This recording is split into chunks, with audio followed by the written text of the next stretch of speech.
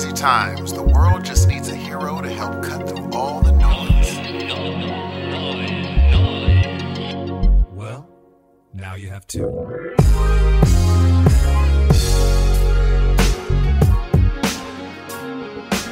Good morning, good evening, good afternoon, ladies and gentlemen. Welcome to yet another episode of your Heroes of Noise. I'm one half of this dynamic duo. My name is Steve. It's so nice of you, Steve. You always let me say what number episode it is. Thank you so much for that. You're welcome. It's my little special thing that I get at the top of the show, ladies and gentlemen. It's 186. That's right. One more to be lethal. You know what I'm saying, Steve? I do. According to our 90s gangster rap friends. Boy, that was a while ago, wasn't it? Oh, boy, I remember back in the day, I'd be able to throw a rock farther than you could see, Steve. Dude, listen. Now I'm just sitting in a chair like Phil Collins. Oh, Dan. What? Am I lying? That's mean. What? I just said he's sitting in a chair. He's I literally know, sitting in a chair. but come on. Now, don't put a spin on it, sir. Don't do that. It's too early in the show. Remember I told you a long time ago how depressing it was watching it? Yeah, you're the one I thought of. Oh, I saw a video. You know what's messed up, dude? What's that? I saw a video of... Okay, Go ahead. I saw a video of him performing live on this Last Domino tour, right? Uh-huh.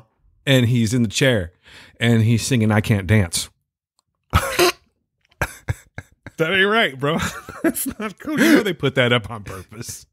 But the thing is, he doesn't even really sing. He pulls the mic away from him. Well, doesn't he say that too? I can't sing. He sings that too. Dang. He can't do either of these things. I just wouldn't. He doesn't need the money. I'm not sure why he did it. I don't know, but Peter Gabriel was in the audience for their last show. I wonder what old Peter Gabriel was thinking. I mean, here's what I'll say. I don't know how, that's a baffling one to me. Peter Gabriel's like massive, like when he could put on a show and fill like 60,000. I didn't, like, how is he that famous? He had a few good albums, I guess, but there's other people with a few good albums that don't do that. Or they have those albums and then they just kind of go away. Yeah, he could still, like, I don't understand his enduring thing. Could he though? Still fill the Yes, for sure. I saw him back in the 90s, man. Like what was it? The WOMAD Festival in, I don't even remember what it stands for, in Golden Gate Park. And it was dope because that's when his big albums were out, Big Time and all that kind of stuff. I love that song. So he was in one of those like inflatable hamster balls. Of course. And he was just like floating all over the crowd there. You know what happened today? I'm kind of freaking out right now. Huh? This makes me sound gross, and I'm sorry, but something happened. Uh-oh. So I put on my headphones, right? Yeah. And I'm like setting up and everything, getting ready to wait for you for 45 minutes to set up and get your shit together before we start recording. Mm-hmm. Sorry, that's a whole other thing. We'll talk about that. Man.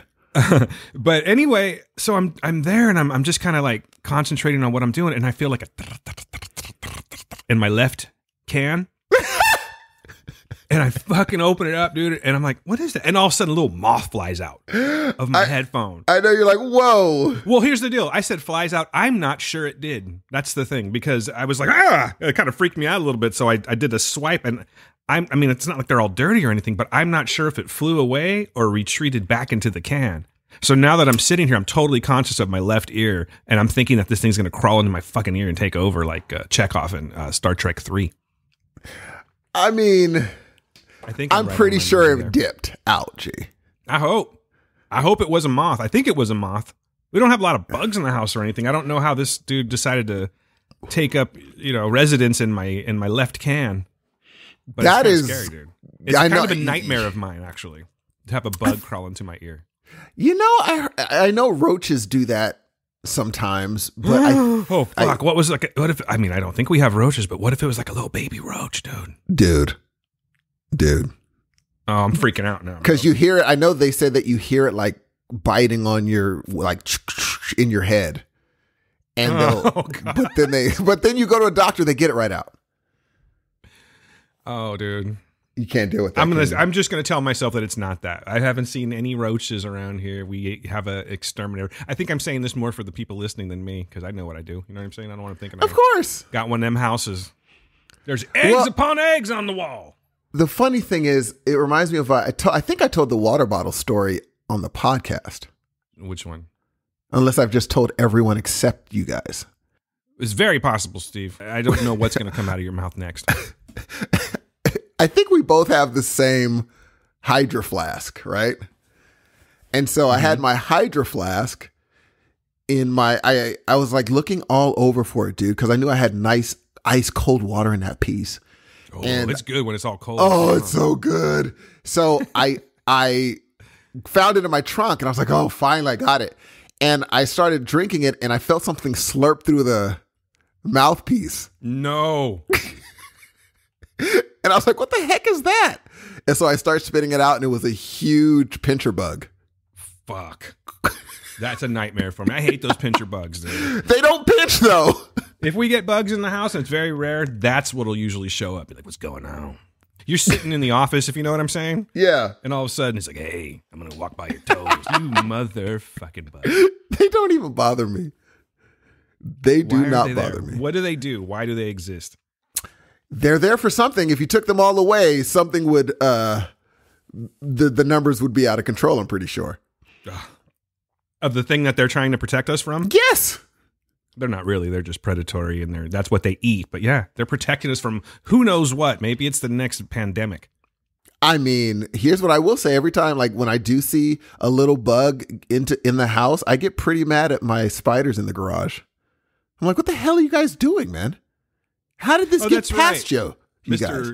Mr. Pet Spiders, because you won't kill them. Yes, but they get a lot of them, though. Now, I will say, I told you, they went for the big game. One time I walked through a door, and it was all Black Widow net. And I was like, oh, you going for that big black game now, aren't you? Saw me walking around. He's like, man, that looks scrumptious. I picture your garage looking like kind of equivalent to what Ben Affleck is doing in Deep Water, except for spiders. Oh, no. It's not that many, unfortunately. I have I think in my garage, visible, I have 2. And I expect them to handle that business. Do you name them? No. Maj almost, because there was one Black Widow that got so big that he's like, we might want to send this to like Fresno State. You know what I think you should name one of them? What's that? Natasha. Oh, Jesus Christ. Not bad, right? I mean, if you're going to keep them as pets. I mean, I'd wait for it to die, then I could. You could pick it up and then like drop it really, really far down. Go, no! No! Have Maj dress up like the... What was that thing called? What was Hellboy's name? It wasn't... God damn it. It's Red Skull, right? But it wasn't Red Skull. I forgot. It was something else, yeah. You just lost your spider. As a matter of fact, he saw X. And did he like it? He said it was good. You haven't seen it yet, huh? Still haven't seen it. What's your problem, dude? Dude, they normally have horror movies at 11:30. Their latest showing for X is 10. Yeah, but you have like the weekend. Yeah, but I have to... You have the mornings. I have to get these songs ready for the band all weekend. I do have mornings. I got to find out... But man, I don't want to watch no freaking horror movie in the morning in a freaking movie theater. I feel you. Hey, you know what? I did it. You know why I did it? Why? Because a podcast called for it, Steve. Duty called. And you know that's why I watch Drive My Car. No, that's true. But then you got all soft on me. It was wonderful. It was marvelous. Nah, you know what? I'm done bagging on that movie. Congratulations to it for winning Oscar. Oh, Jesus. I was so mad at that freaking show. Dune won all those. Hold on. Let me get to this real quick. If you want to go there first? Should we talk about the Oscar winners? Sure, the important Oscar winners, because that freaking telecast was 120 years long. That fucking circus. We'll talk about a lot of stuff from that. Oh, we got a lot to say. Yeah, let's start from the Oscars. So, Best Picture, Steve, I know you haven't seen it yet, but I'm fully on board for this here. It goes to Coda. Dude, I so want to see that movie. Oh, I want to see that movie.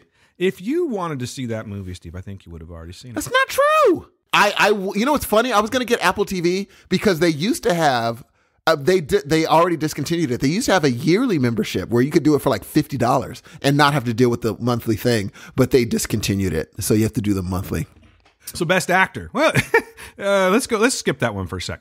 I'll just tell you, it was Will Smith for King Richard. Best Actress, Jessica Chastain, The Eyes of Tammy Faye. I haven't seen that movie, but I have seen some of it. Was it good? We lived it. Yeah, I didn't want to like relive it again. Andrew Garfield, Jessica Chastain. I mean, she definitely looked the part. And compared to who do we got here? Kristen Stewart for Spencer. Snooze fest, by the way. Nicole Kidman for Being the Ricardos. Oh, thank What are we goodness. talking about here? I'm so glad. But then again, who the shocker? Olivia Colman didn't take it this year for The Lost Daughter. You'd think Olivia Colman just walks in and his hand or the Oscar. Oh, yeah. You're like, why did other folks even show up? Right. Yeah. And then Penelope Cruz was the other from Madres Paralelas, I think is what it's called. How many of those movies have you seen? I have seen Spencer. Thank you very much. What made you watch Spencer? Did you do it for a podcast? No, Gail wanted to watch it. How did she like it? She liked it like I liked a Phantom Menace. I think I liked it. I think it was pretty good. And you thought it was a snooze fest. She found it was interesting. And the story of Diana is interesting. It's one of those, okay, maybe I just don't like a slow-paced movie. That's what I'm sensing from you, Dan. Even though you did end up you liked Midsummer. Yeah, you always throw in Midsummer, and I don't really think that's a slow-paced movie. Oh, dude! In comparison to what we just talked about, no, it's not a slow-paced movie. I understand, but I'm saying you will watch a slow-paced movie and dig a slow-paced movie. I certainly, if it's doing something for me. Yeah, it has to do something for that's everybody. Everybody has to just like all the. I mean, here's the thing. Apparently, Licorice Pizza did a lot for a lot of people. It just didn't do anything for me or me. Just want to put that on record. And I'm so glad that they didn't win anything. Did they win something? I don't. We'll get to it. I don't think so, and I'm kind of glad. Anyway, best original song, "No Time to Die" by Billie Eilish and Phineas. Phineas is a man in demand these days, Dave. Everyone's trying to get him to record their stuff. I know.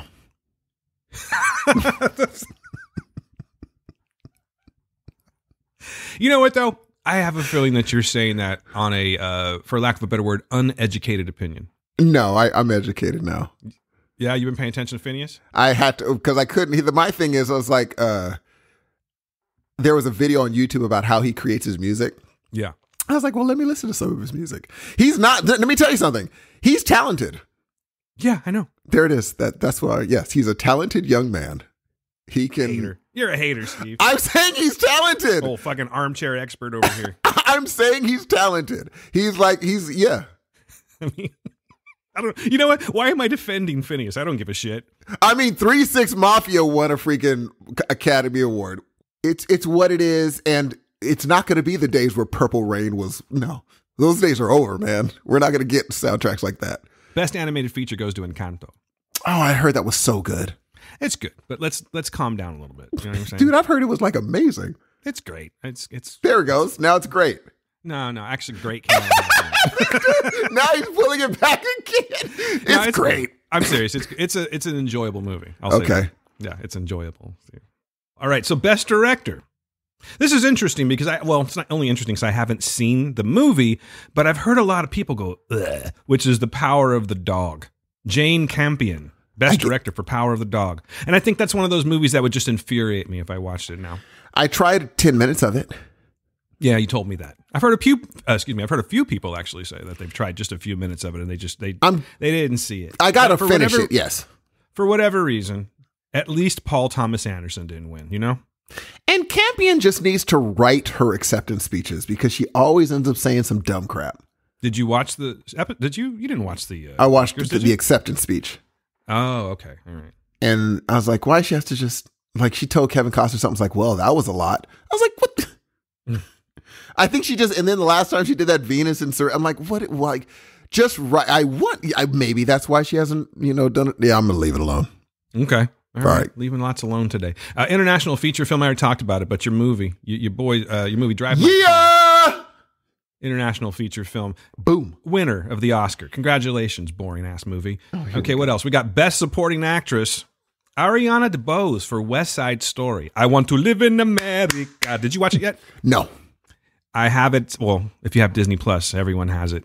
I haven't had the, I don't know what it is.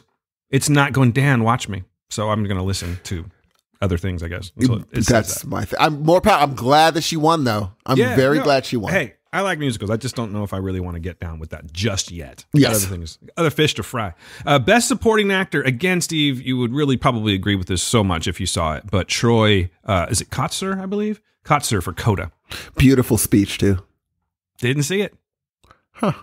I didn't see it. I was driving home, by the way. Like, I would have actually watched the Oscars, but I was driving home. I took my daughter back from Davis. So you were driving your car. I was driving my car.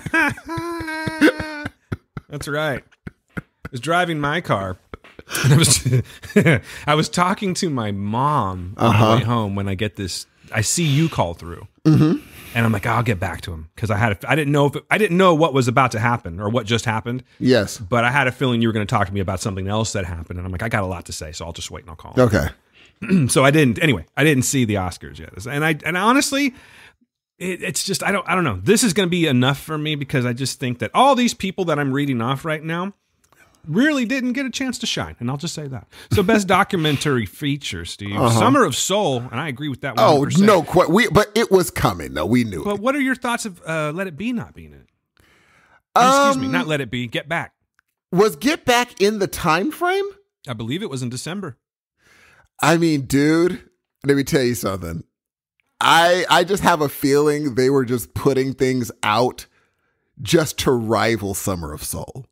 And at a certain point, they're like, Summer Soul and blah, blah, blah, blah, blah, blah, blah.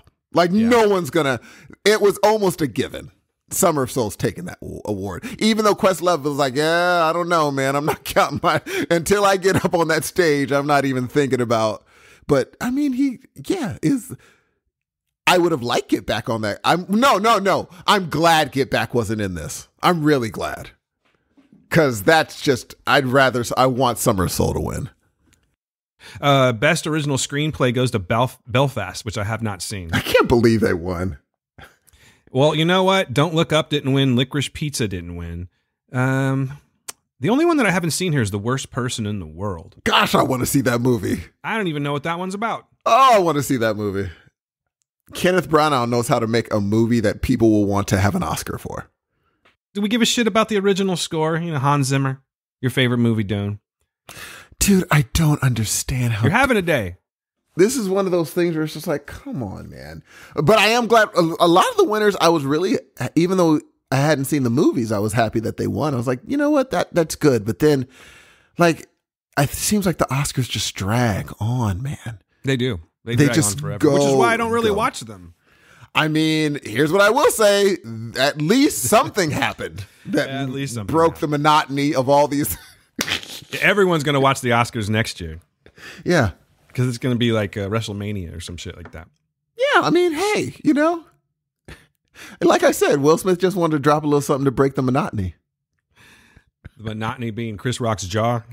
Woo! All right, we'll talk about that. Let's talk about that for a second. So I'm actually kind of curious. We kind of flirted with it when we were talking the other night. Yes. But it was still fresh and I needed to see it. So I didn't have any opinions on it. And I also wanted to let it marinate for a while. So it's not like people don't know what the hell we're talking about, ladies and gentlemen, because everyone's talking about it. Will Smith and Chris Rock had a little mishap at the Oscars. Yes.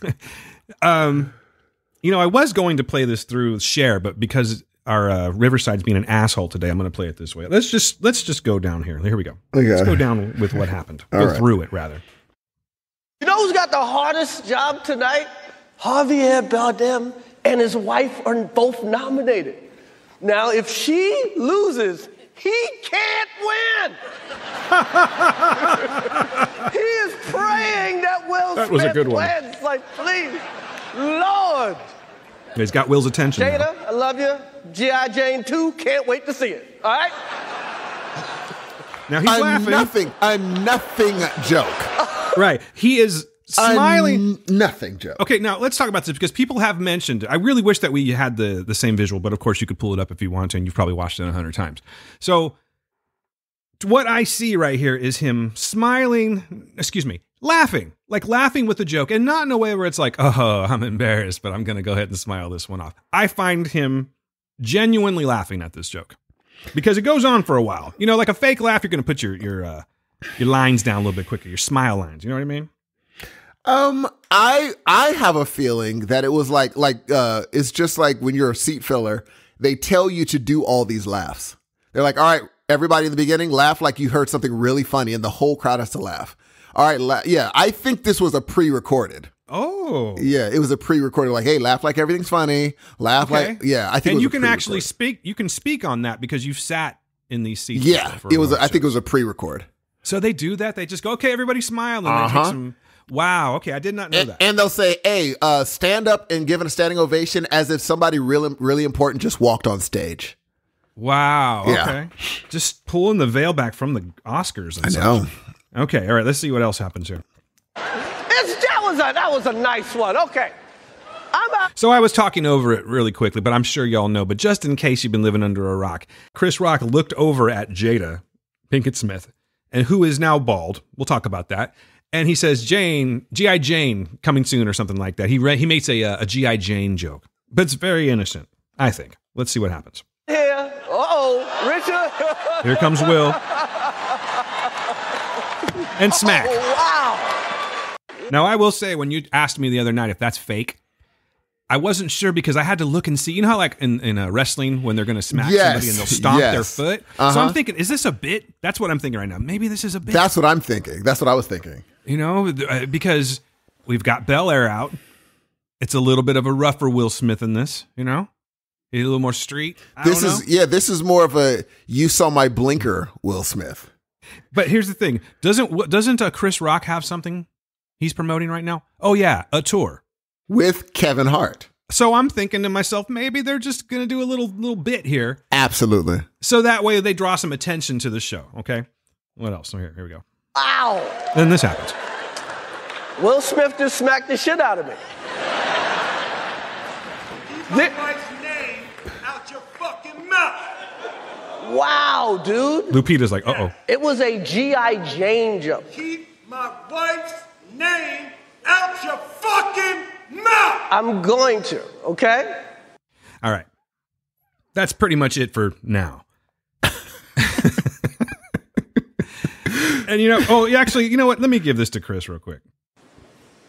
Okay. That was a greatest night in the history of television. Okay. Because really, what are you going to say after something like that? There's so much he could have said. Yeah, but I'm thinking he took the high road on this one. He did, but there's a lot. As a comedian, there's a lot you could say.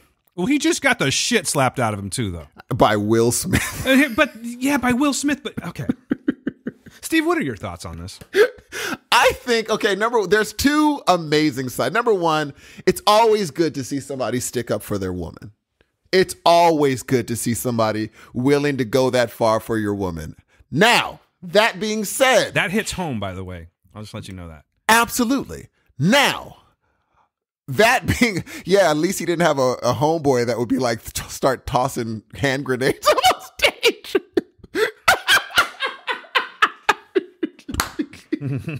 Anyway, but here's the thing. After that, though, he would not have done that if The Rock made that joke. Yeah. If Snoop made that joke. If Momoa makes that joke. If Dr. Dre. You gotta go up there for Dre. No, he doesn't do it. Like someone made a point. Any white comedian on that stage, he's not going up there and slapping them. Guaranteed. He chose his mark. Like so many things had to go through his mind. Be like, okay, I'm very upset.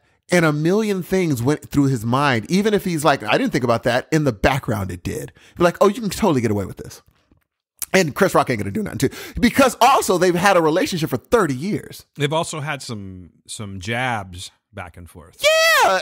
And you think, okay, well, let me go up there. And if he really wanted to make a point, slapping is not going to necessarily do the thing. It's one of those where it's just like, okay, here is what Will Smith thought was the hardest thing he could do at that very moment of time. But again, I don't think he should have done it. I do believe that it unfortunately diminished what happened next, which was, Questlove winning.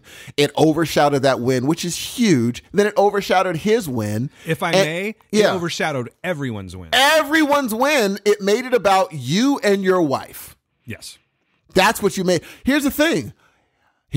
Like, imagine he didn't slap him.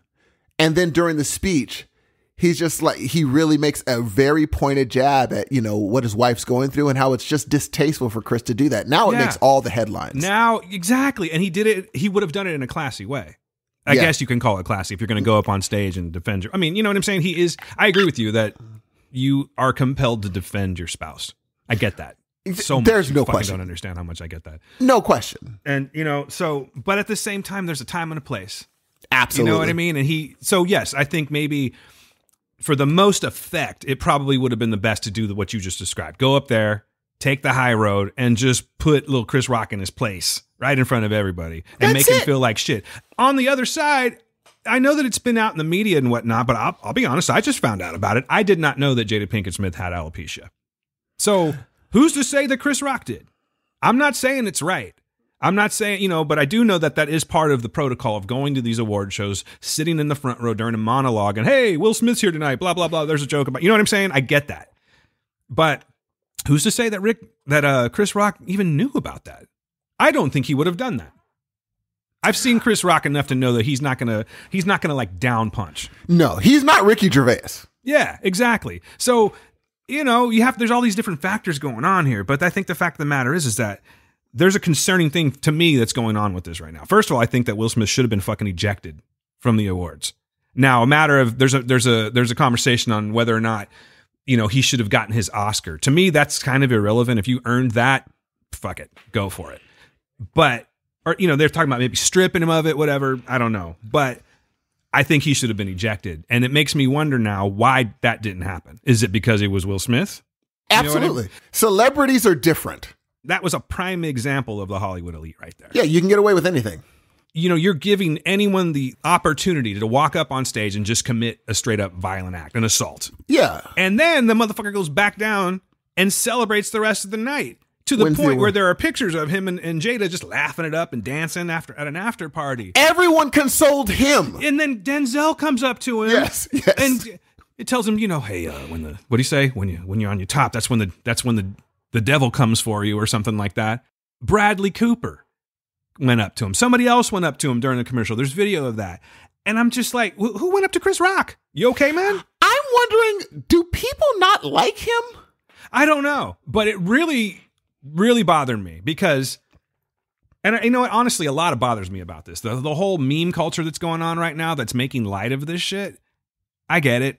It's something to talk about on the internet. It's the new Bernie Sanders sitting in a chair, whatever the fuck you want to call it. But it's kind of tasteless, dude, because it's like, and it's not to say that I've never posted tasteless shit. So I'm not trying to be on a high horse, but the whole situation combined bothers me because it's like we are giving permission now for people to go up there and just do whatever the fuck. I mean, it was crazy enough when Kanye used to get up and steal the microphone from like Taylor Swift or something like that. And we've had, incidences of that throughout the years. But now, for the first time ever, I think, a violent act has been committed on Oscars. Now, I kind of think the Oscars are bullshit, I'll be honest with you. But for the sake of this conversation, it's the prestigious award show that we all watch. Mm-hmm. You know what I mean? Mm-hmm. So, I don't know, man. I just think that it's opening up, that the fact that they didn't do anything, that he walked away with nothing, not even a slap on the wrist. He walked away with an award. Yeah, he walked away with a fucking award. That is positive reinforcement, dude. I don't get it. I just don't get what the fuck's going on with Hollywood and why they would choose to do something like that. Chris Rock has decided that he's not going to press charges. I think he's just going off of the snitches get stitches policy. But at that point, or maybe he felt bad because, he didn't know about the alopecia thing. So he's like, my bad. But we don't need him to say that he was assaulted because we see it. We saw it. There's video of it. And I just don't get why this is like funny and not like bothersome.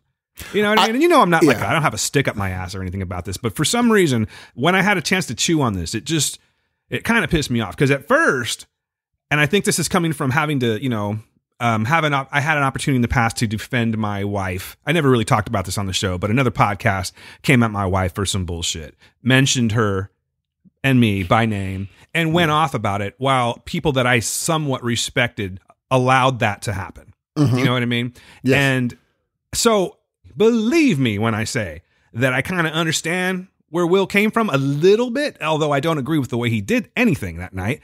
But it's a fine line, Steve, and I think that Will really fucked up on this one. Maybe I don't know if he fucked his career up because Hell no. No, because we continually reward people. Hey, Louis C.K., put your dick away real quick. I got a job for you. You know what I mean? Yeah, it's over. Those days, he's going to be, if anything, Chris Rock's career. It's not going to be ruined at all, but people are going to make fun of him forever. He is now the guy that got slapped on the No Oscars. question. It's the over. very first person to be assaulted on the Oscars. Hi, Chris Rock. How's it going? Exactly. And then the thing is, it doesn't help that he was assaulted by Will Smith. Yeah. It just doesn't help. If he was assaulted by like freaking Momoa, like you said, let's go with Jason Momoa. Then it's like, well, what is he supposed to do? You know what I'm saying? It's almost like, hey, Momoa, you're weak sauce for going after him. But since he was kind of assaulted by Will Smith and kind of was like, whoa, what, huh? People are going to make fun of him for sure. But I will say, here's what the Oscars should have thought about. If a seat filler would have walked up and slapped Chris Rock, what would you guys have done? What would you They would do? have been like, exactly. If they're like, oh, we would have done. Well, then you should have done exactly the same thing to Will Smith then. Exactly the same thing. Because if Chris Rock made fun of a seat filler's girlfriend and the seat filler got up and slapped, it would have been a totally different conversation. The conversation would be like, in the Oscars, we're like, anyway, we just let him go home. People would be acting a fool. They'd be like, I don't care what he said about his wife. He shouldn't have gone up there and slapped Chris Rock. But Will Smith is a celebrity. It doesn't count. He's a super celebrity. He's one of the biggest celebrities. It's sad. And it's it's a weird thing because, again, I get Will Smith sticking up for his wife. I totally get it. But and I can understand if he flew off the handle in the past, and I'm like, man, he's trying to contain his temper. And like Shannon Sharp said, he's like, Shannon Sharp he pretty much alluded to, I bet you he doesn't do that to me. I'm like, well, hell no, you wouldn't do that to Shannon Sharp. Let's go back in time for just a second, though, Steve. Remember, that's kind of his go-to move. If you'll recall, I think it was in Italy. Oh, the kid that kissed him? Yeah. The guy that kissed him, and Will slapped the shit out of him then, too. So Will is a slapping the shit out of you kind of guy. As long as he can get away with it. Right. As long as he can get away with it, he's the right one. And like Shannon Sharp said, he's like, look, there's a guy that was boning your wife, and you did nothing about that. Do you think that Will is deep watering right now? You know what I'm saying? And if you guys don't know what I'm talking about, there's a movie that's out on Hulu right now. We talked about it recently, but it's Ben Affleck and Ana de Armas, and they're in this like open relationship. And spoilers, it doesn't go well. So anyway, do you think that could be it? You know, because he's been cucking for a while now, and I'm not shaming anything. Like that's no, if he's down, people are like. Yeah, because I mean, there's that whole other side of it too, where there's the joke going around about, oh, well, you know, Will let her take a bunch of dicks, but he won't let her take a joke or whatever. I think that part's a little bit on the irrelevant side, especially if you're like consensual about it. You know what I'm saying? But by the way he reacted, though, I don't know how much Will digs that. I don't know how much he dug the thing that his wife was doing. Yeah, no, that's what I'm saying. So like, it's kind of like that movie Deep Water, where he's sort of it's coming to a head at this point. Oh yeah, he's taken enough of it. I mean, he's been put into that cuck joke a lot. Yes, and you know that's gotta like ding his pride a lot every time that comes up. It stings. What was it, like 2 years ago when all that was going down? I mean, he was like, for maybe bad choice of words, but assaulted with jokes constantly about that shit. I'm not making excuses for him. I'm trying to factor all that shit in. So I don't know, man. I just feel like maybe that was the final straw. Oh, because it's been done to me like in the media and in magazines, not that they make magazines, Twitter, whatever you want to say, Reddit. Yes. But now it's right in front of my face. So with a guy who is, I have 4 or 5 inches on. Yeah, he weighs like 25 pounds wet. Bingo. That's the secret there. That's the he was waiting for the right opportunity with the right person. Mm-hmm. And I think he absolutely found it. And the tough part is, you know, I want to see where this river flows. Like, where do people consider, because I really do believe Chris Rock is going to get the crap into the stick. I really believe it. I think people are going to be like, when they're making jokes up on stage, the dope joke is going to be like, the good part is going to come to Will Smith. They're going to be like, oh, Will, don't hit me. And then they're going to make fun of Chris Rock. Be like, well, what is Chris Rock going to do? Like, he's going to be the butt of that joke. No question. Will Smith comes out on top on this. And watching his acceptance speech, yes, something is going on. On that note. For this moment, and thank you on behalf of Richard and Oracene, the entire Williams family, thank you. Hope the Academy invites me back. Oh, Will Smith okay, got sorry. candid I was in thinking his I was going to pull it Oscars up right there. acceptance But speech. yeah, we'll just talk about it. I don't need to play it. Google that shit. YouTube it if you want to watch something it. was up. I'm not saying he's crazy. We all have mental issues sometimes.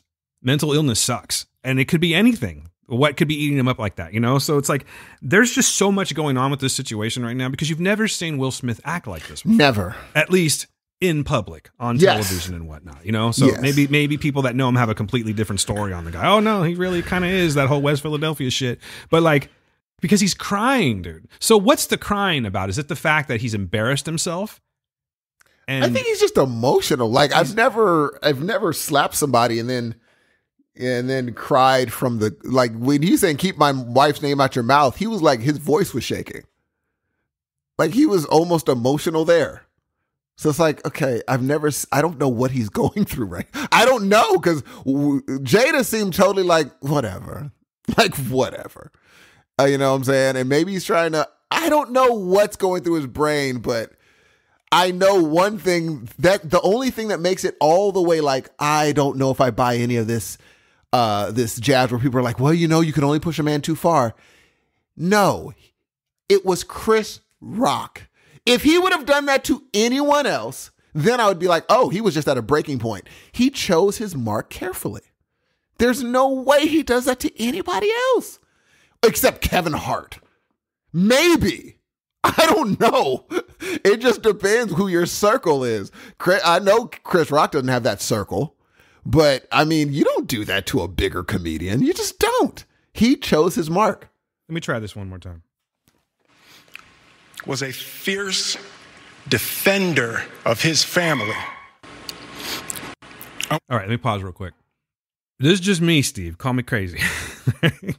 But if I'm in Will Smith's situation and I walk up on stage to accept that award, I'm not entirely sure I'm going to start off with, I defend my family. I'm not saying I don't get to it eventually, but I would have walked up and maybe been like, hey, you guys heard any good jokes lately? Or some shit like that. You know what I'm saying? I think he was just broken. He's something is not going. I don't know what's going on, but I'm sure we're going to, I mean, after his apology, he just sent out on Twitter or I guess on Instagram, something's going wrong. He's like, I'm trying to get better. I'm not perfect. You know, I'm going through counseling or whatever the crap he said. So something's going on, dude. Did he say, I feel like I'm swimming in deep water? I joke about it. But again, if that's their arrangement, that's their arrangement. I don't know if it's I mean, do we know that it's an arrangement? That's what I'm saying. I don't know. Like, I'm serious though. That's the thing. Is it like a deep water situation? Dude. I don't know. I'm not trying to throw any gas on the fire, but it does beg the question, kind of. At least for me. I think I know that Venus and Venus and Serena's dad actually sent out something about it too. Yeah, not condoning violence. I saw that. Not trying. And the thing is, I know even in his brain when they won, he's probably because all he is his daughters are everything. So I'm sure he's like, of course this idiot ruins the moment. Of course, the time we get an Oscar, this guy's gonna do that. Really. You know, I get that. And so a lot of things just are wrapped up in Will Smith and, you know, what is ultimately his ego. Yeah. The quote, by the way, by Richard Williams is, we don't know all the details of what happened, but we don't condone anyone hitting anyone else unless it's in self-defense. That's it. And, okay, that's my other question. Like, Chris, what are you doing, bruh? Like, what, not defending himself? Yes! I think he took the high road, man. He was the host, right? Yes. No. He wasn't the host. I think the other three were. See, I didn't watch it, so I have no knowledge of who hosted it. Amy Schumer, Regina Hall, and someone else. Okay. So he just came out like for a segment then? I guess it was a segment. Okay. Wow. Well, at least he didn't have to. Did he? Okay. Here's a question. Did he come back out? I don't think so. I know Amy Schumer came out and was like, I just went and got a Coke. Did I miss something? See, that's fucking great. She's like, it's not because you have to break the ice. You have to. I mean, but dude, Chris, man. I don't know. I think he took the high ground. If I was his homies, I'd be like, we got to have a talk, man. Maybe, but at the same time, he made a bad situation stay that level of bad versus making it a worse situation.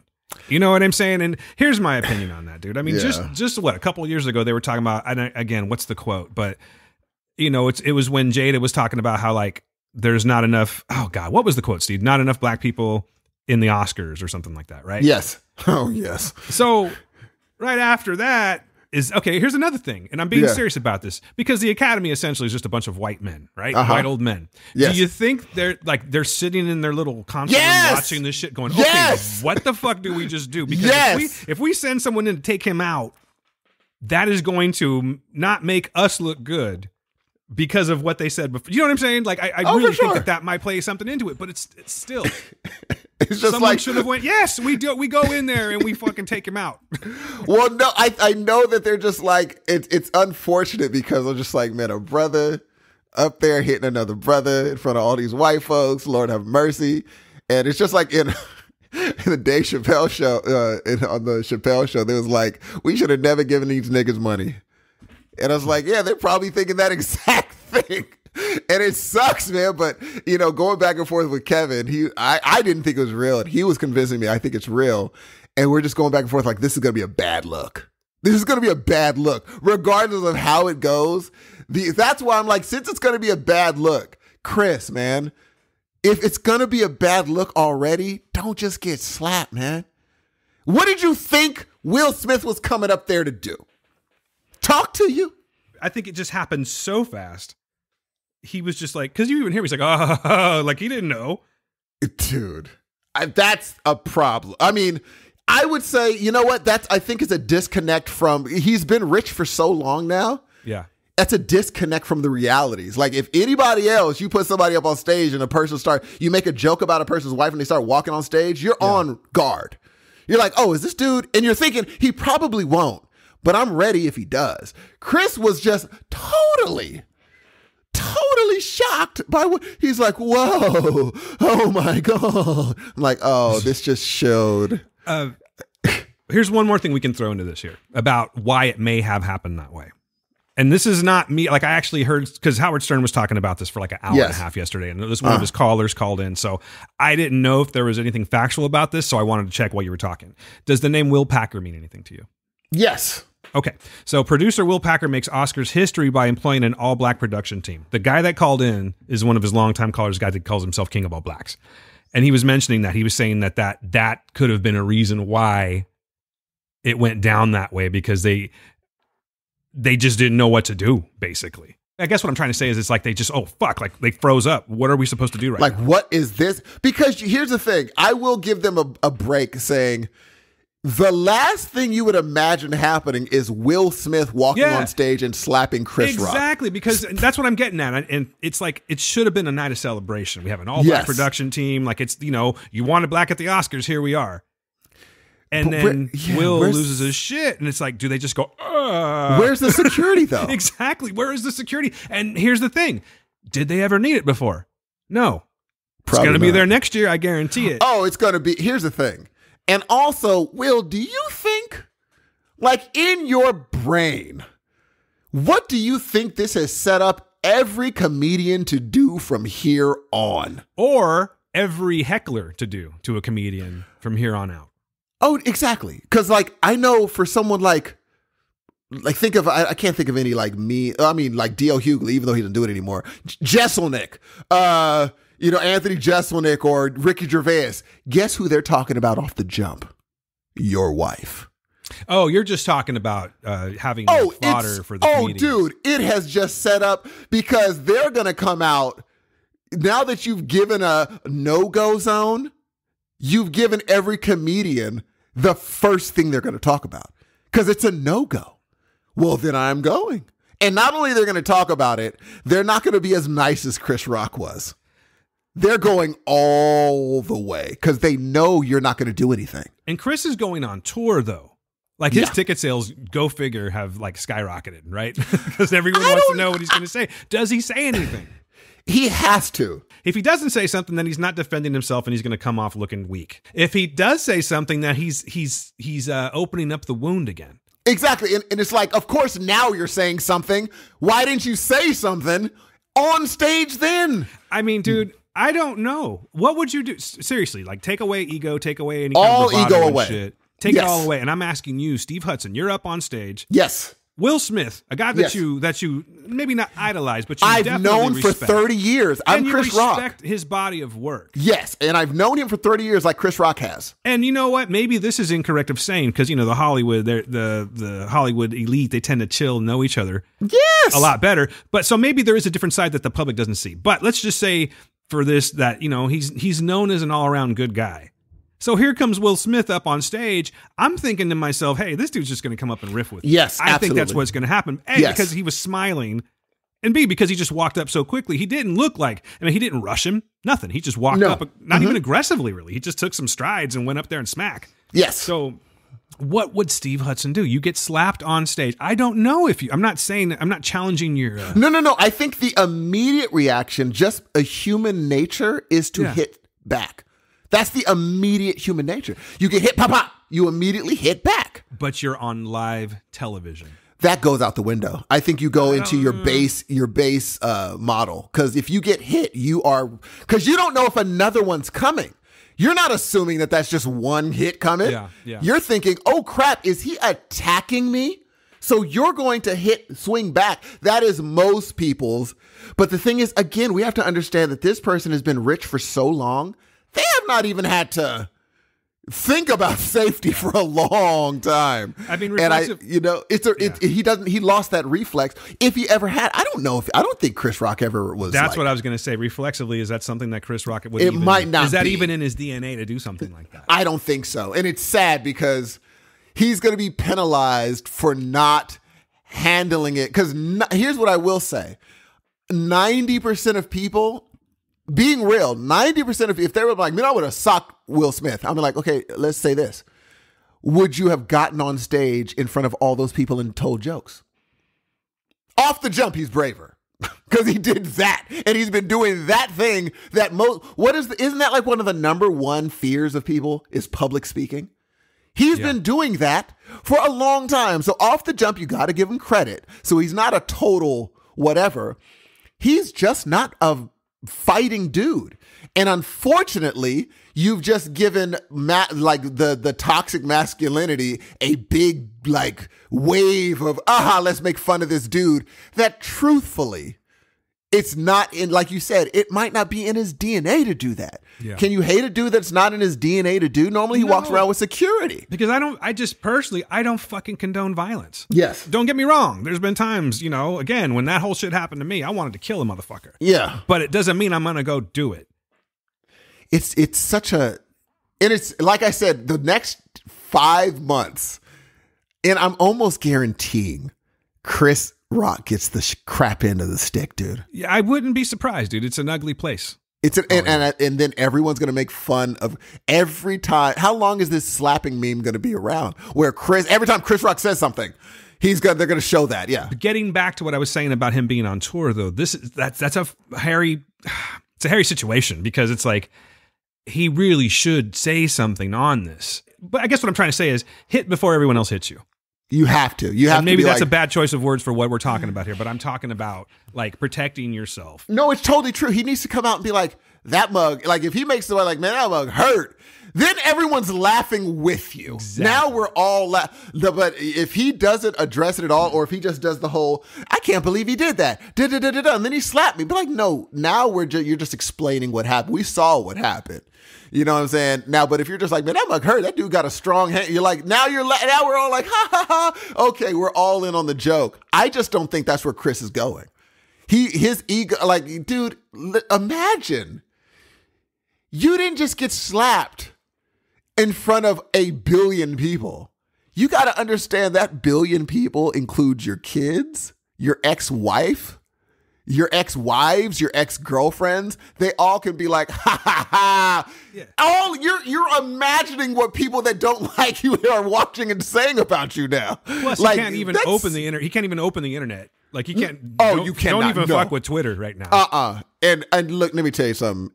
The first thing I'm thinking of is just like I know the first thing he's thinking, like if his whatever ex-wife that he's whatever.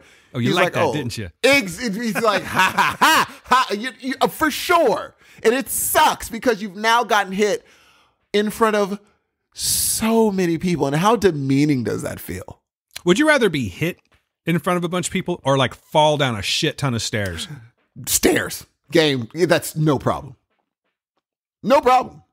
Stairs are an inanimate Honest answer. I was just wondering. Yeah. It's like an object that could not be moved. What are you going to do? Whereas another person, they're like, why didn't you do something back? That is going to follow. I think I may be wrong. Maybe the society is better than I think. Yeah.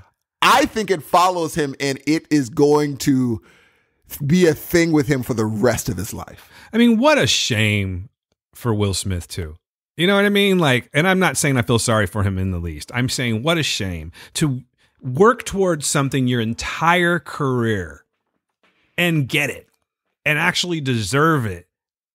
And then you do that. Now it's just tarnished. My first Oscar win was tarnished by me assaulting somebody on live television. I have now ruined the Oscars in the sense that no one can celebrate their win all because of me. Now is he that selfish where it's like, because I mean, clearly him and Jada just had a lovely time afterwards. I don't know, man. There's a smile, but I think. Steve, hold on a second. Really. You just assaulted someone on live TV. What in your brain says, you know what? I should go to the after party. Wouldn't you just fucking go home? I just cried in front of a bunch of people because I fucking had a nervous breakdown while giving my Oscar acceptance speech. Maybe I should go home, take a nap. Dude, you remember, he had everyone in his ear. They were probably all being like, hey, just come to the after party. Everyone was so pumped on him. He probably forgot he even did it. Everyone was giving him love. That's my point. It's fucked up. It's jacked up. That's why he went, because everybody, I bet you at that after party, everybody was like, hey, yo, what's going on, Will? Guarantee. Where was Chris Rock? You think he just went home? Oh, for sure. When he went home, he was pissed. You know it. He had to go. Let me tell you what Chris Rock did. Beer. Let me tell you what Chris Rock did, Jay. He looked into the mirror and pretended of what he should have done for the rest of the night, dude. I was curious if he did any more presentations because I was wondering like if his cheek was swollen or something like that. Dude, there's no way Will Smith swole that dude's cheek. Chris. He could have done more. Chris. Think about it though, dude. He could have done more than we think he did. And here, I'm going to use myself as an example, okay? Mm-hmm. I had braces and I had a bunch of, before that though, I had some orthodontic surgery to where like I actually had my jaw wired shut, okay? Oh, Jesus. And I was like that for 6 weeks. Well, after that, my buddy's like, hey, you want to go see Mastodon in San Francisco? I'm like, sure, let's do it. So we go to the show and he's big on being up in the front. So I wasn't really expecting it. He grabs me to pull me up front. And just so happens that these two dudes started swinging at each other. Holy crap. As I'm getting pulled, I get clocked. I get caught, I get clocked in the jaw is what I'm trying to say. And I have had issues ever since.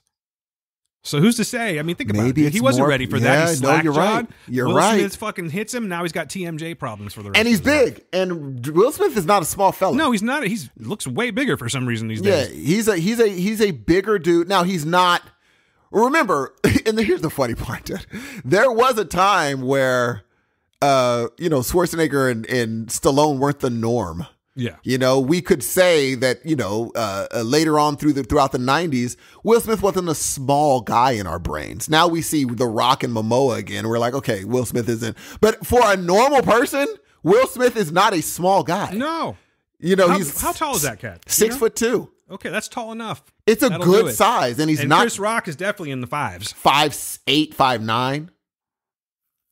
Let's give him 5'10". And he's skinny. He's skinny as a rail, dude. And that's so if you're not ready, number one, luckily he didn't bust his eardrum.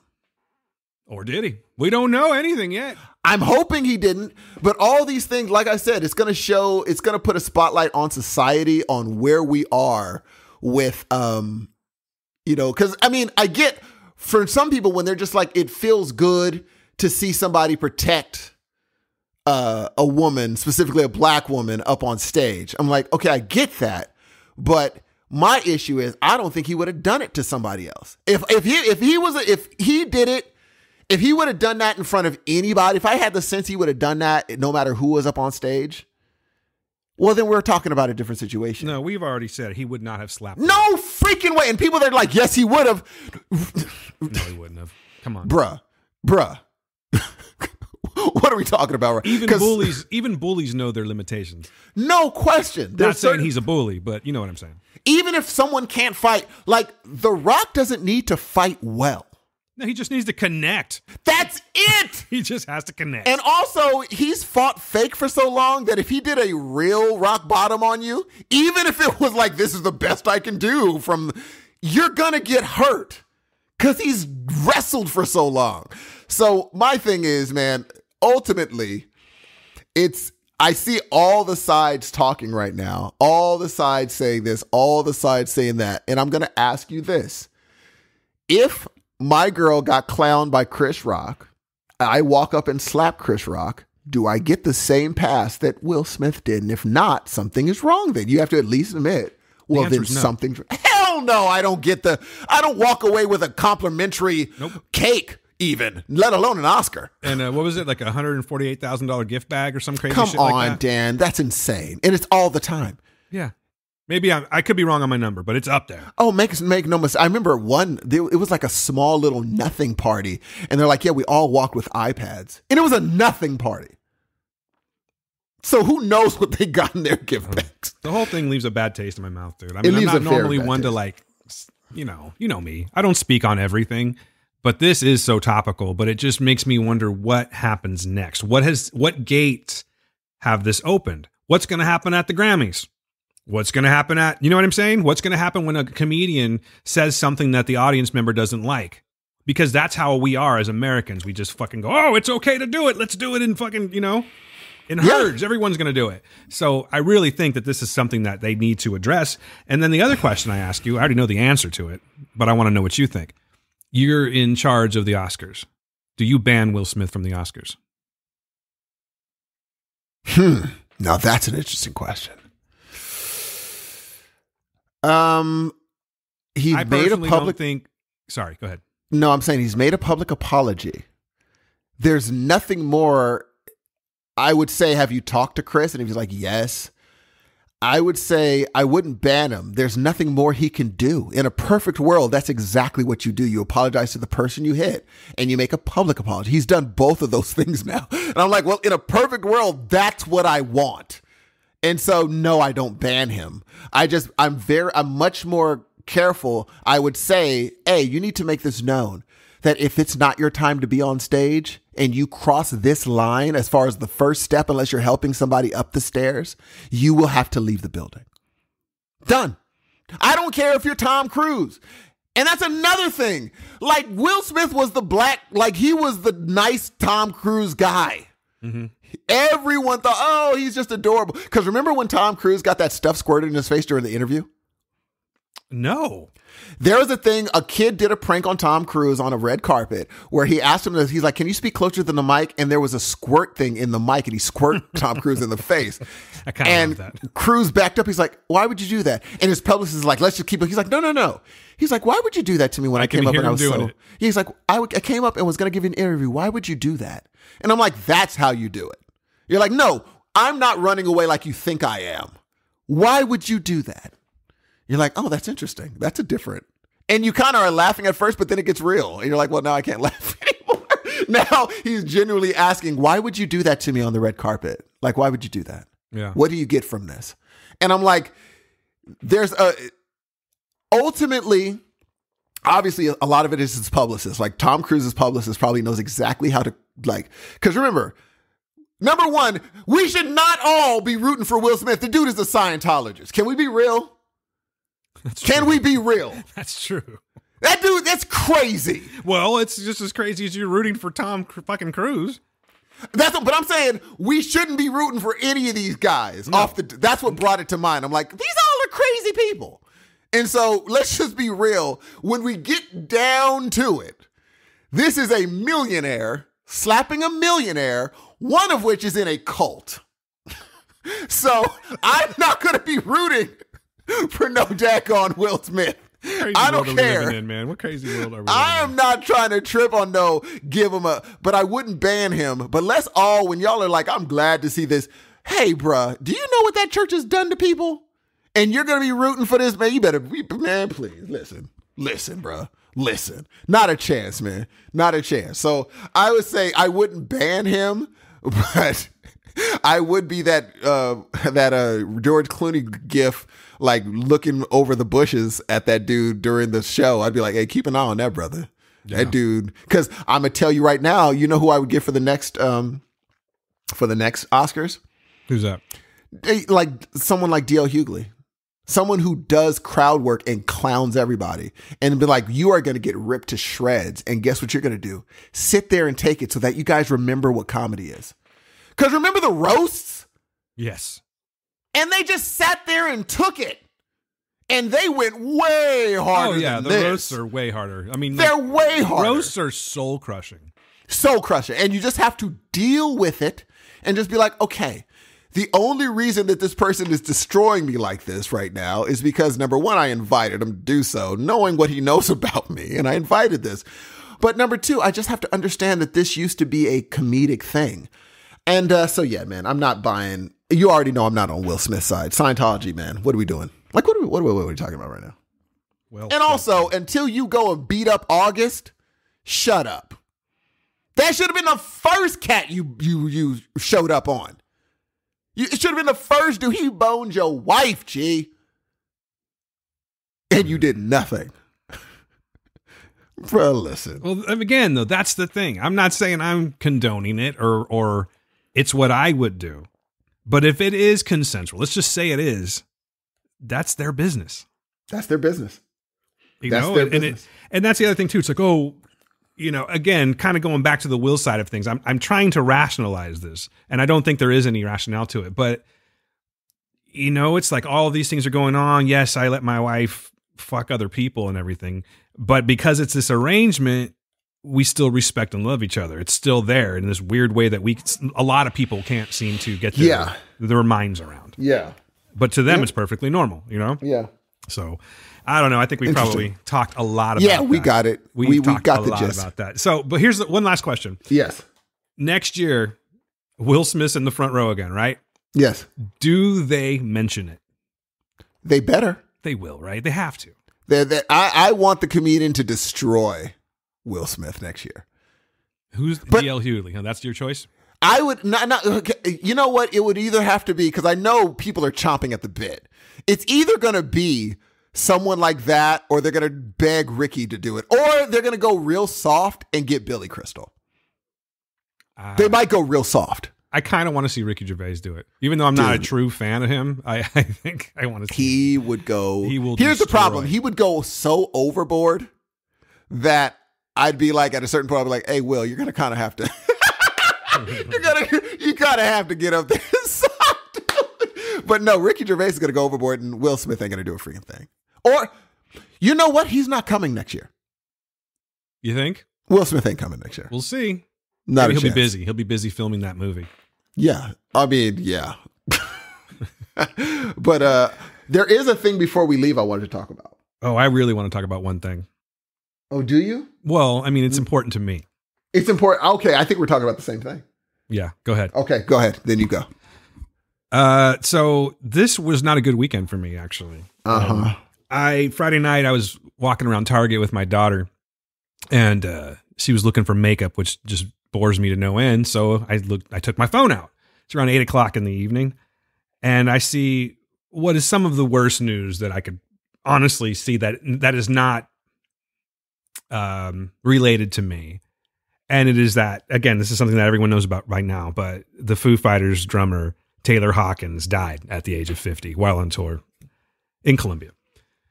And I got to tell you, Steve, I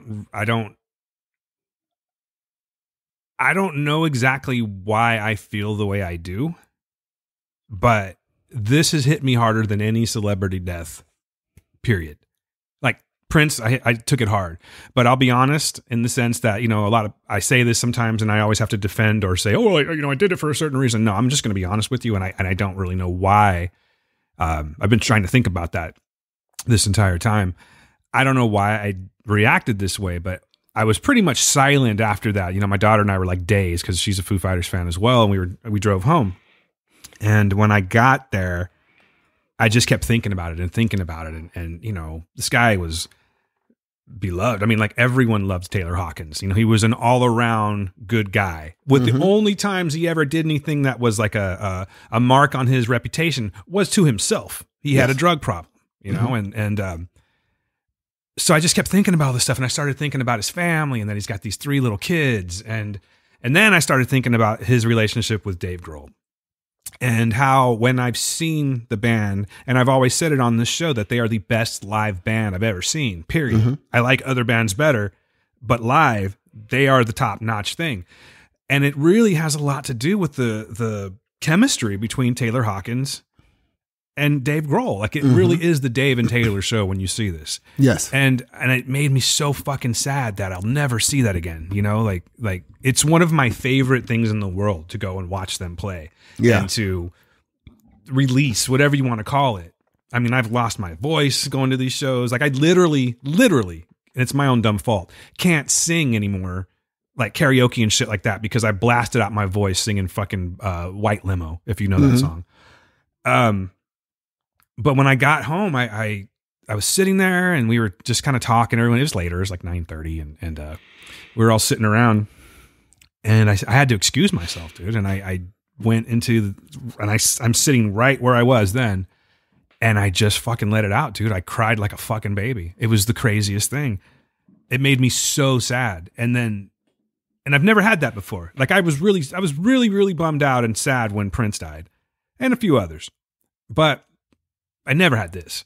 Yeah. And I don't understand why. But then the next day, I'm still like this. It's my son's birthday. And I wake up and I'm just so fucking sad about this. Yeah. And I'm in the shower and I just start fucking crying again. Like, and not just like a tear coming. I mean, I'm fucking crying. And I don't know. I don't know how to process this one, man, because he was just such a good guy and a fucking beast. Like seriously, one of the best living drummers that were around. You know, he had a style of his own and everything, but I'll go ahead and say he was my favorite drummer, period. I'm not going to compare talent. Yeah. That's just the way it is. Yes. And it's crazy, dude. I don't know. I can't get over this. I feel like I've taken a loss on this, and it just kills me to think of what like Dave Grohl, and, you know, the family, of course. Yes. His family, of course. But, you know, his fans, obviously, they're feeling it too. But I think I'm most sad about for Dave Grohl, because it's like, you know, he had Kurt Cobain, who was his best friend, and he's on top of the world. He had a friend, I think his name was Jimmy. Wasn't it? You read the book. Wasn't his name Jimmy?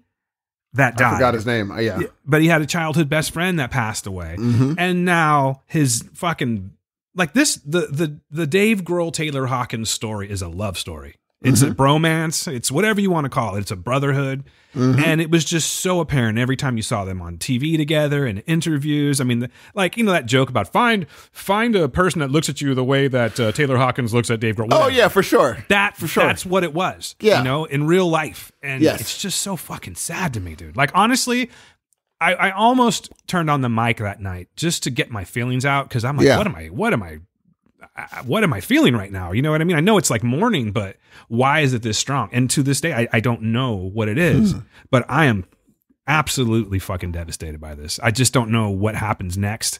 I don't know how Foo Fighters continue. At least, obviously, they're not going to be in that version anymore. And does the dynamic change? Of course it does.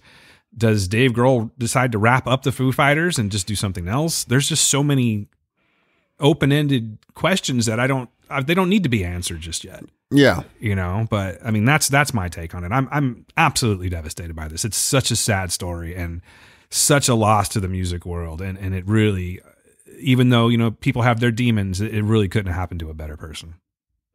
Yeah, I was shocked. Like, you know, I was absolutely shocked. I would say that, I mean, hypothetically, I don't know, but part of the reason you might be so sad is because, number one, you guys are around the same age. This is we have never in our lives been raised with a band that was around our age, was truly fans of them, saw them come from where they were till now, and then stop. Like one of them goes, and this is the ending of that. This is the end of what you loved. Yeah. This is it. And there's no other band that you've experienced this with. Like, you've grown with them, and this is it. That's a big loss. That's a huge loss. Myself getting choked up thinking about it, dude. It's so crazy. It's so crazy. I'm not even making it up. No, it's all the way from the time you were grown with them, and then you saw this massive death and the end of an era. Like, this is the end of the Foo Fighters. Of course, it's going to be devastating.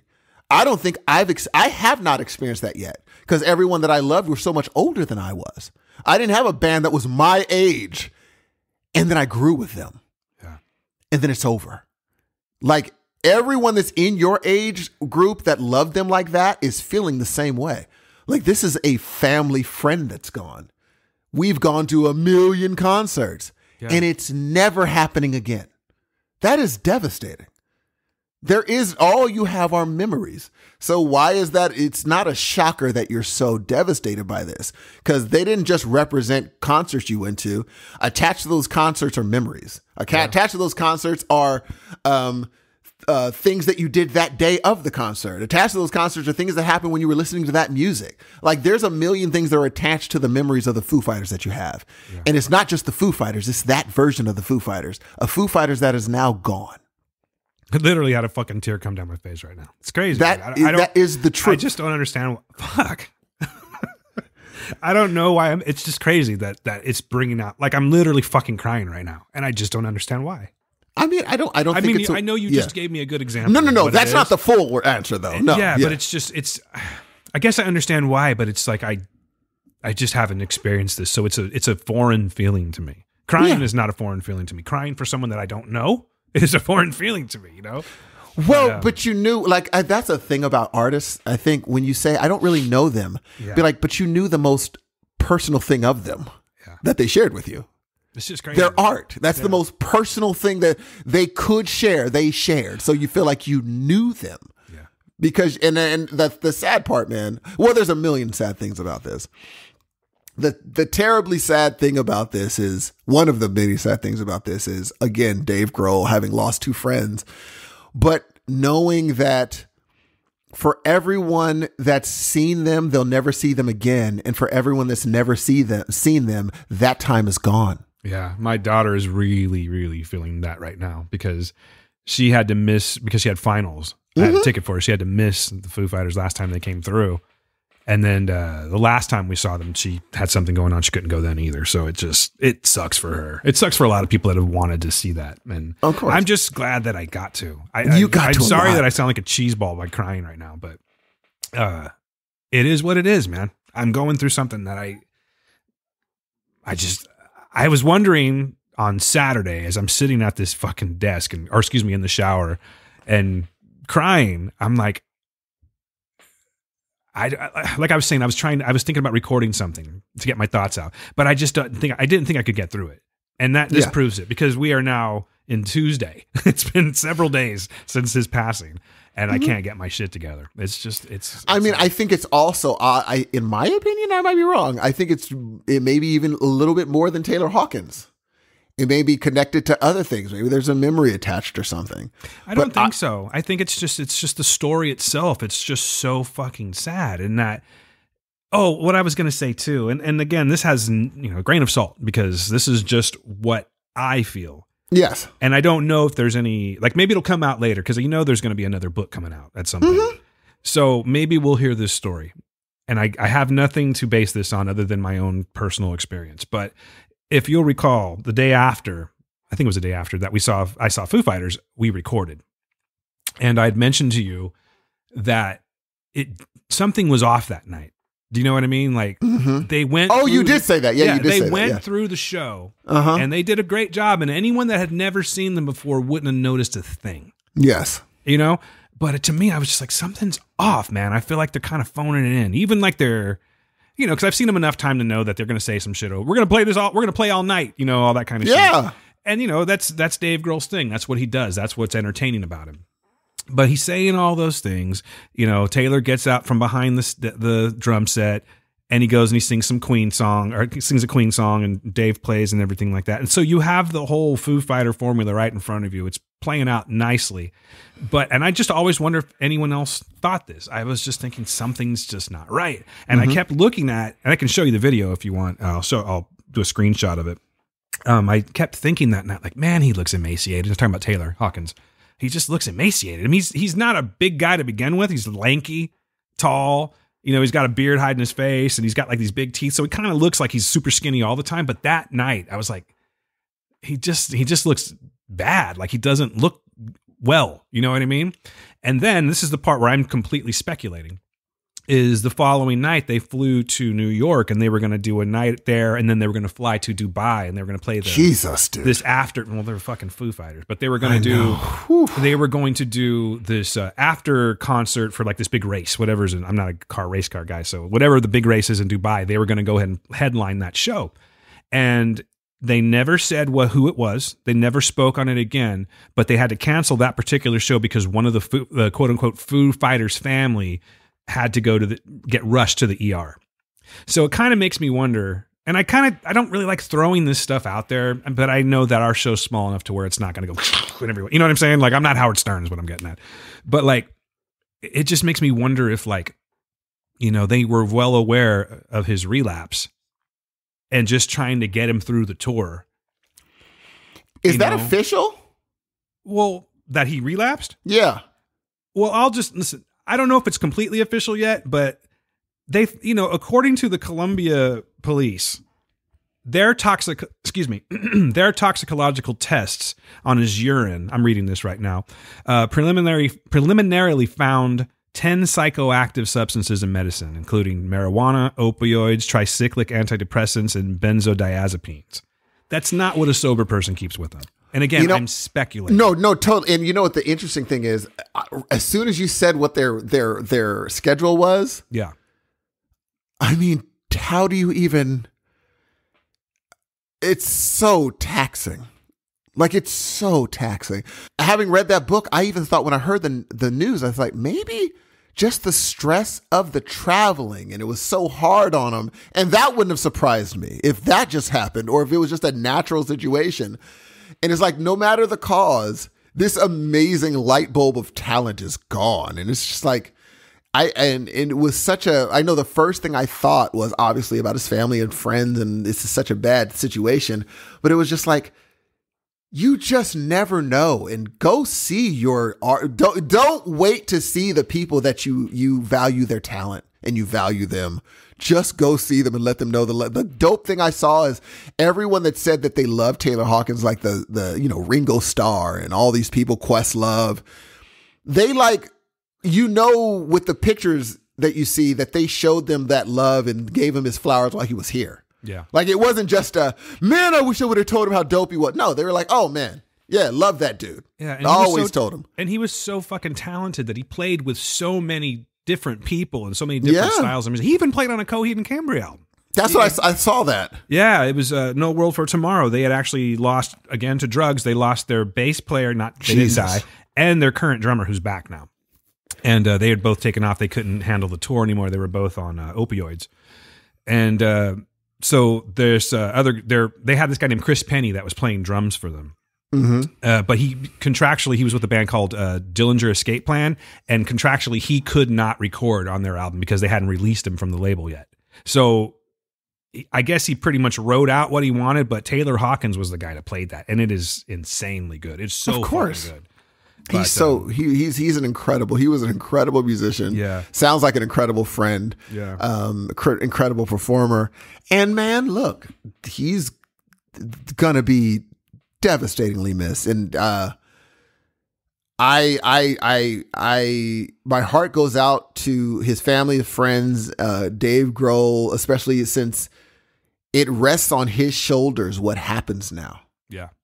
And there is no good answer. You go forward, people are going to be like, why? It's not even the same Foo Fighters. And even if it sounds almost the same. People are going to walk out the stadium and be like, it's not the same without. He knows that's going to happen. If he ends it, that's a piece of him that's gone.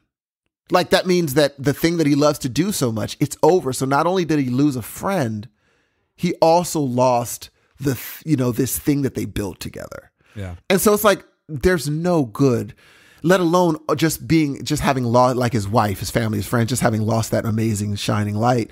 I just feel bad for everybody involved, in my heart, and all the good vibes in the world goes out to the family, friends, and fans, diehard fans of not only the Foo Fighters, but of Taylor Hawkins specifically. Because there's some people that were just fans of his drumming, having no idea that, he played for this group. No, he just they see him drum. They'd watch his videos of him drumming. So they were just like, Jesus, Taylor Hawkins, the great drummer. I love to see those things. They're like, awesome drummer, Taylor Hawkins, instead of like Foo Fighters member. I like that they specified this incredibly talented drummer is gone. Skip who he drummed for. Regardless of where he was amazing on his own. And you see that a lot from musicians. They're like, dude, this dude could play, man. Yeah. That dude could play his tail off. He had the respect, dude. Yeah. Oh, no, he was legit, not saying that it means it, but, when Questlove is just gut is like, this dude is just so incredibly talented. When the Ringo Starr, like, oh my goodness. John dedicated something to him. Dude, come on. I mean, and that's more than just that being had a talented. Me going too. Yeah, that's more than just being a talented musician. What that is being a person that you love, a person that you adore, a person that is just a wonderful person. Like Lionel Richie said, I can teach a person how to play a C chord. I can't teach them how to be wonderful and chill on a tour bus. And that's where you spend most of your time. You have to, that's not something that can be taught. Yeah. That's what you look for. And Taylor Hawkins was that guy. And he was that guy. And so, my heart goes out to everybody involved. A couple things real quick, and then we can wrap it up. But if you only know about Taylor Hawkins from Foo Fighters, or maybe you're just, who is this Taylor Hawkins guy now because everyone's talking about it? It's not just Foo Fighters. Like, you should really go and check out Taylor Hawkins and the Coattail Riders. They've got a great couple albums. He's really fucking talented. He's a great singer. He's just a well-rounded musician. And then this is the part that makes me so sad, because I never got a chance to see these guys, but he did this amazing classic rock cover band. Like, it's just doing so much more than a regular cover band does, and they're called Chevy Metal. Unfortunately, they are now defunct, but I would definitely check them out on YouTube and look at some of their shows. That's another thing, like Dave Grohl would play with them too. They just had that love, dude. It's so fucking sad. But what I was going to say is, I don't think that the full toxicology report is out yet. So I guess grain of salt, but this is everything that I've been reading. And something that I found interesting is that when they did the autopsy on him, forensic experts found during the examination that his heart weighed at least 600 grams. That's double the average of the normal human heart. So there was a lot going on there. He had cardiomegaly. That's when you have an enlarged heart. So it could have been for a number of reasons. You know what I mean? It could have been he always had this. When you have those drugs in your room, maybe I'm putting two and two together too quickly. And I really hope, if anything that can come out of this, it would be a natural cause thing. I don't think that's going to be the case, but that's just me. But yeah, isn't that interesting, dude? Double the size of the human heart. That is interesting, dude. Yeah, you just don't know what's going on in someone's body, man. No, when they're you do walking not. around, having a great time, making people laugh, But just anyway, yeah, I'm with you. My heart goes out to his family and to the band, and just to anyone that's ever had a chance to meet him and know how. Like, I honestly feel like I fucking know this guy, and I don't. But I've always had this impression that he's just a wonderful human being, and it's just such a tragic loss. And I'll stop talking about it before I start fucking crying again. But anyway, thanks for listening okay. to my TED No, talk. Ladies and gentlemen, that is on that wonderful note of love. That is the show for the day, and the next voice you're going to be hearing is the man, the myth, and the legend, Danathan the Manathan. Guys, thanks for listening to the show. We'll be back soon with episode 187. 200's around the corner. We're going to start making some plans for that one. Hopefully we can do something special with that. But thank you very much for listening. If you want to get in touch with the show, hit us up at heroesofnoisepodcast@gmail.com. That's Heroes of Noise Podcast@gmail.com. Go to the website. You can hit us up there. You can leave us reviews. You can check out our past shows if you're new to this. If you are new to the Heroes of Noise, we don't normally spend this much time talking about topical stuff. We do reviews and things like that too, but we had important shit to talk about, at least to us. And it made for a good show, I think. So thanks for listening. Steve, always a pleasure recording with you, sir. Likewise, my friend. All right. You have yourself a good day, my friend, and we're going to go ahead and sign off now. Anything else to say before I go? Nope. I love you all. Ladies and gentlemen, be good to yourselves. Be good to the people around you. Peace.